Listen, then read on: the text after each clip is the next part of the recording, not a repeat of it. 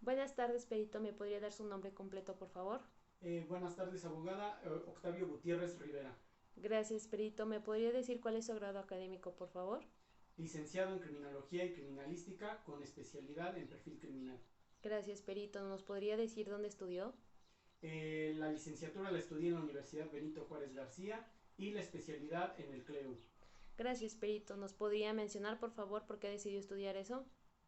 Decidí estudiar Criminología y Criminalística debido a que el plan de estudio se me hizo muy llamativo y que el campo laboral también me atrajo. Gracias, perito. ¿Nos podría mencionar en qué se relaciona su estudio con su dictamen? El estudio que presento el día de hoy se relaciona con la criminología en cuanto a que se habla de un sujeto antisocial, en este caso un asesino serial, lo cual es tema de la criminología. Gracias, perito. ¿Podría usted mencionar a los demás en dónde tuvo acceso a la información? La obtuve de una entrevista grabada del doctor Park Detz en la prisión de Pendleton, que le realizó al ciudadano Richard Leonard Kuklinski.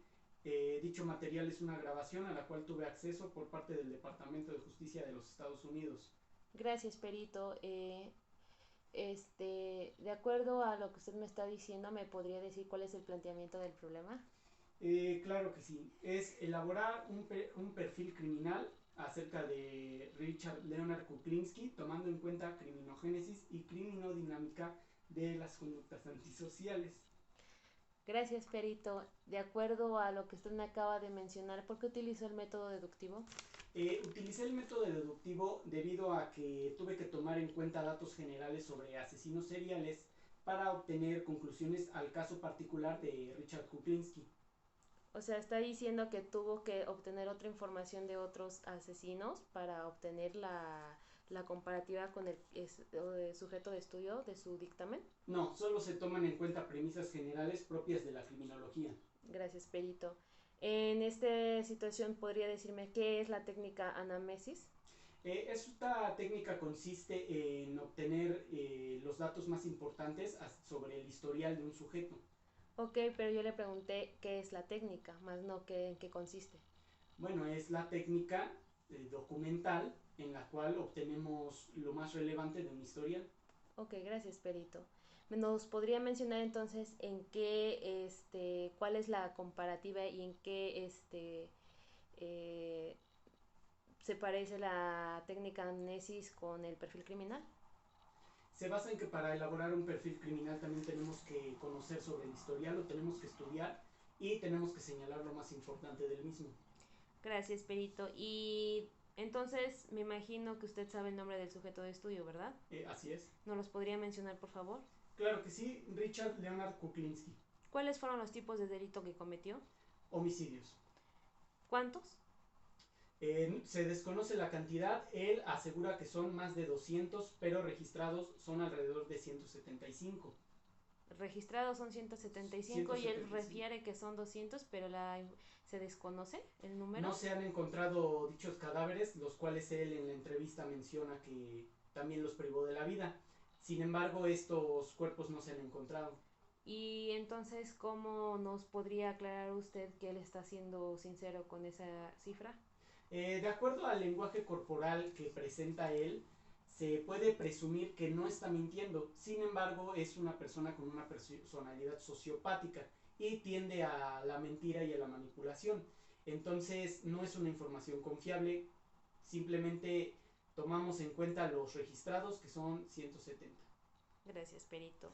¿Nos podría, por favor, decir por qué nos dice que tiene una actitud egocéntrica el sujeto de estudio?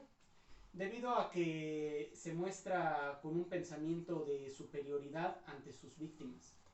Pero también nos menciona en su dictamen que tiene vergüenza de la repetición de la violencia que tuvo en su hogar cuando era pequeño y lo que lo replicó en su familia cuando fue adulto y se casó. Así es, él se avergonzó en el momento que el psiquiatra le pregunta acerca de la violencia que él sufrió, pero él no muestra arrepentimiento de la violencia que él causó. Entonces, ¿es egocentrismo? ¿No es vergüenza? Eh, ¿Me podría replantear su pregunta? Claro, usted nos estaba mencionando en su dictamen que tiene una actitud egocéntrica, pero también dice en una de sus conclusiones que tiene vergüenza de la repetición de violencia. Entonces, tomando en cuenta esto, ¿es egocéntrico o no? Sí es egocéntrico y sí siente vergüenza de la violencia que él vivió en su desarrollo. Entonces no se contradice. Negativo, no tiene nada que ver el egocentrismo con llegar a sentir vergüenza. La vergüenza es un síntoma de algo que hemos hecho mal y nos da miedo que la gente sepa, entonces no se podría hacer, no es lo mismo. No, no necesariamente algo que hayamos hecho mal, puede ser algo que nos hicieron, algo que pasó o simplemente una situación. Pero usted menciona que no es buena persona, entonces ¿cómo puede ser una persona que no es buena sentir vergüenza? No, abogada, yo nunca abordo el término bueno o malo. Sí, de hecho en su dictamen coloca que no es una buena persona. No, esto lo anoté como referencia a lo que él mismo dice en la entrevista, no algo que yo determine, sino que él presume ser una mala persona, pero yo no llego a esa conclusión, eso lo dijo el sujeto de investigación. Ok, perito, dentro de una de sus conclusiones él menciona que tiene ganas de llorar de acuerdo a su lenguaje corporal. ¿En qué se basa en el lenguaje corporal? ¿Cuál es la ciencia del lenguaje corporal para asumir que él tiene ganas de llorar? El lenguaje corporal es comunicación sin la palabra, es decir, lo que nuestro cuerpo manifiesta. En este caso, a lo que me pregunta, él guarda sus labios, se corta un poco su voz y muestra un silencio un poco inusual en su conducta durante el resto de la entrevista, única y exclusivamente cuando llegamos a esta parte. Pero es una persona con una actitud egocéntrica. Entonces, ¿por qué una persona con egocentrismo tendría ganas de llorar? Ser egocéntrico no exime a la persona de sentir ganas de llorar. ¿En qué se basa? En la evidencia y en que toda persona puede ser egocéntrica y aún así llorar, experimentar el llanto, experimentar dolor, vergüenza o simplemente un dolor físico que lo haga llorar. Gracias, Perito. Por último, quisiera que me dijera por qué usted menciona que no tiene un patrón victimal cuando a él le gustaba que sus víctimas lo vieran al final, después de de que fuera el último que ellos vieran de él. Entonces, ¿eso no es un patrón? El patrón victimal es aquella similitud entre características entre las víctimas. Los asesinos seriales que lo tienen eligen, por decir un ejemplo, para responder su pregunta, solo mujeres, solo hombres de estatura media. Esos son unos ejemplos, ese es el patrón victimal. Entonces, él no tenía un patrón victimal, él podía asesinar a la persona con la que se encontró un día casual, como a una persona que ya llevaba conociendo, sea de la edad que fuera, no tenía él un patrón victimal. Pero el patrón victimal también refiere que él quería que sus víctimas fuera lo último que vieran él, por eso él le gustaba verlas. Entonces eso es un patrón. Al final está acechando, está más bien eh, privando de la vida a una persona que él quiere que vean. Entonces eso es un patrón victimal. Al final hay alguien que está siendo víctima de él. No, abogada, ese no es un patrón victimal, ese se llama patrón de conducta.